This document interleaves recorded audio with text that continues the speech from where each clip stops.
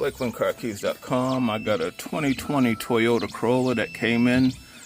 They said their remote key is working intermittently, and they already replaced the battery, so we're gonna set them up with a new flip blade remote key. I just have the original key in the machine. It's reading the cut depths, and we'll go ahead and cut them a new key by code. Alright, so this is their new key in the machine, and it's being cut out by code. And the reason why we cut keys by code is because if this key is worn any, we're just making another copy of a worn key. So when we cut them by code, it cuts the key 100% accurate. So we'll have to flip this over, do the same cuts on the other side, and then we can move on to programming. Alright, so this is the original key. I have it in my xhorse keytool plus, and I am going to go into transponder clone and read and just see what transponder information they have. And alright, so this is an 8A transponder. It's clonable, and yep, so even though it's a Camry, even though it's a Corolla, it says Camry, that just lets us know it's a Toyota chip. So I'm going to go ahead and start that process, and I have already fitted this with a new super chip so that we can write the information directly to it. Alright, so it tells me to take out the original car key and to put the new one in. We're going to go ahead and hit continue.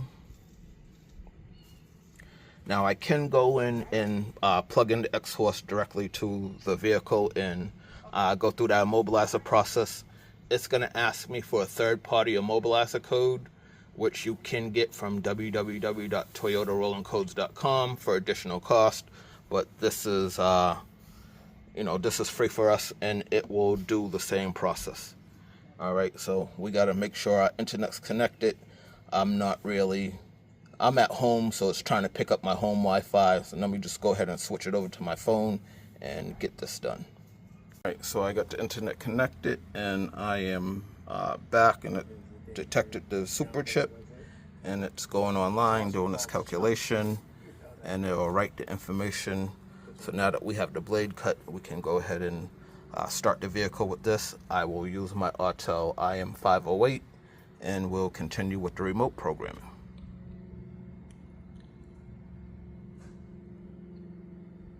All right, and that was successful.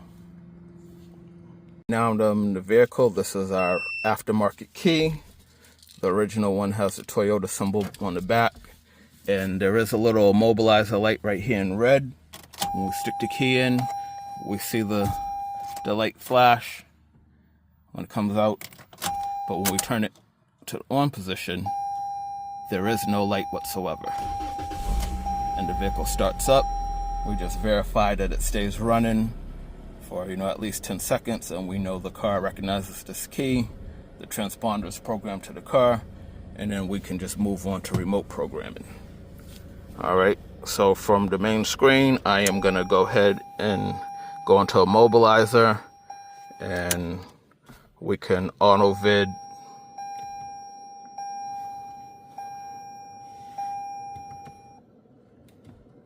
All right, so I'm going to do automatic selection and read the VIN number. All right, select OK. All right, so it said auto selection failed. Let me exit back out of that, because when I hit,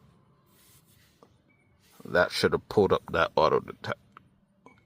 And there we go. We got Toyota. Okay.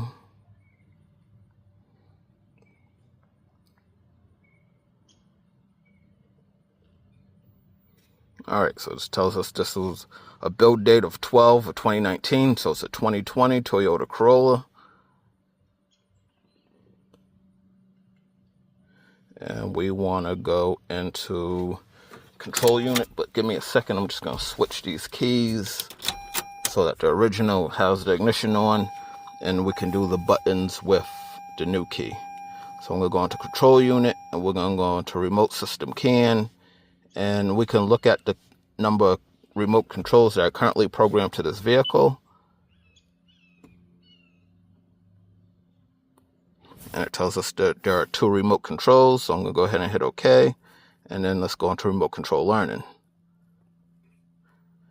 All right, so it tells us to turn the ignition on and make sure the driver's door is open. I'm going to go ahead and hit OK. And then once this is done, it's going to have us hold lock and unlock at the same time and then hit one of the buttons one time for 1 second.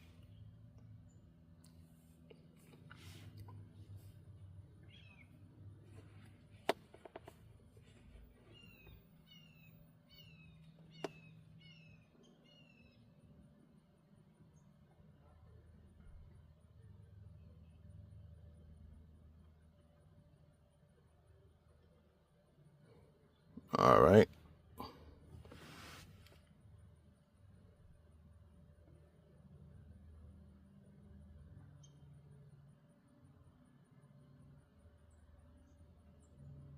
All right, so hit lock and unlock simultaneously for 1 second, and then press lock or unlock within 1 second for 3 seconds. Of course, everything's gonna fall when I'm trying to do it, but sorry about that. I had to use 2 hands to get it in, but as you can see in the programmer, we got learn and succeeded, and then we have lock and unlock functions on our new remote. And then here goes the original. We just double check it. So the original worked intermittently, but it is working right now. So now they have a new backup key. All right. Thanks for watching. LakelandCarKeys.com.